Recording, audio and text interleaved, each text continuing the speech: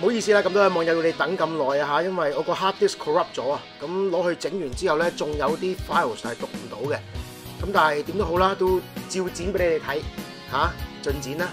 咁我哋咧去完呢個威尼斯之後咧，就搭咗小火車啦，就去咗德國喎。咁嗰陣時係9月尾嚟嘅，所以係呢個啤酒節，咁一定要喺呢度留至少2日㗎啦，即係劈冧佢咯咩啊？黐線嘅係咪？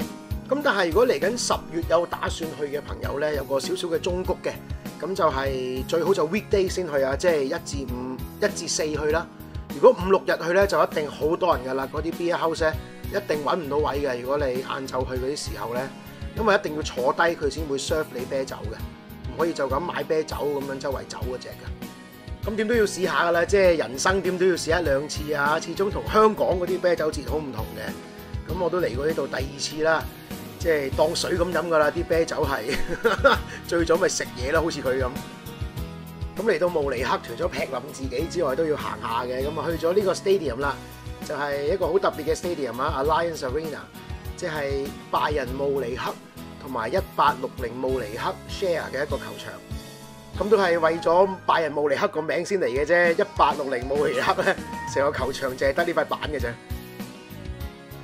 除咗慕尼黑之外咧，都去咗遠少少一個 town 仔叫做海德堡，咁都要嚟一嚟嘅啦，都係搭1個鐘頭火車嘅啫，咁係 highly recommended 啊，係一個好傳統嘅德國市鎮，綠草如茵啊，搭條河咁咧，所以學阿成哥話齋啊，心曠神怡。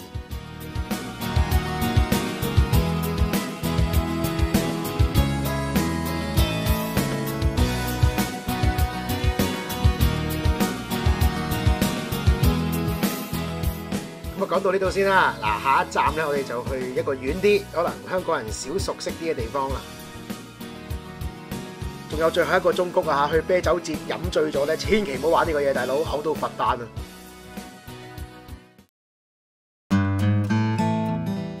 好啦，今日要整呢個咧就係德國嘅傳統名菜啊 Schweinshaxe， 即係呢個德國鹹豬手啊。咁睇下你喺德國邊度啦，有好多種唔同做法嘅。今次咧就做翻香港人最常見嘅燒豬手。首先咩都冇理住啊，2隻豬手洗乾淨，印乾佢，跟住擺入雪櫃裏邊雪過夜先，唔使上保鮮紙噶啦，因為啲皮要乾，佢烤出嚟先夠脆嘅。第2日咧就切咗啲洋葱先，1個洋葱咁啊切大片，揾隻碗仔啦，咁啊2湯匙鹽，2茶匙黑胡椒粉。咁你預翻1隻豬手就1湯匙鹽1茶匙黑胡椒粉嘅份量咯。點樣醃呢啲豬手？咁就1茶匙嘅油咁啊搽勻佢先，跟住就搽鹽同埋黑胡椒粉啦。咁啊底面皮都要嘅，搽勻佢，跟住擺埋一邊半粒鐘先。呢啲係咩咧？呢啲就係 caraway seeds 啊，即係葛柳子，係咪咁讀啊？咁呢個係都需要噶啦，因為佢係呢個傳統嘅德國風味嚟嘅。喺司記都買到一樽樽，揾個焗盤啦，咁啊揼晒啲洋葱喺底鋪底先，跟住就可以放嗰2鉸嘢落去啦。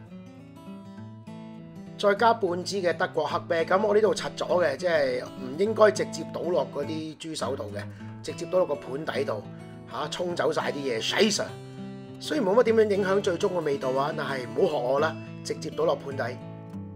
咁而家就可以放入去一個預熱到去180度嘅焗爐裏邊，咁啊焗佢1個鐘先。咁好啦，1個鐘之後咧，我哋就要攞出嚟先嚇，跟住我哋就要揾啲肉針啊去吉個表面，咁吉佢咧，佢再焗就會做到個少少個爆花嗰個效果啦，即係啲爆皮咁樣嘅效果啦嚇。再落1/4支嘅黑啤，咁揾隻羹咧，攞啲汁去 base 佢一次先，再焗多佢45分鐘。45分鐘之後咧，倒埋剩餘嘅1/4支啤酒啦，跟住再 base 佢一次，再焗45分鐘。再焗多45分鐘之後咧，就將個溫度調高去220度，俾多20分鐘佢，咁嗰啲皮會更加脆嘅。就係咁一個德國鹹豬手。咁如果你話計份量嘅話咧，你哋細食啲嘅女士咧就2隻豬手3個人分咯。咁但係最好嘅就梗係1人1隻咁用手撕開，跟住送啤酒啦好啦，多謝大家收睇，下次見，拜拜。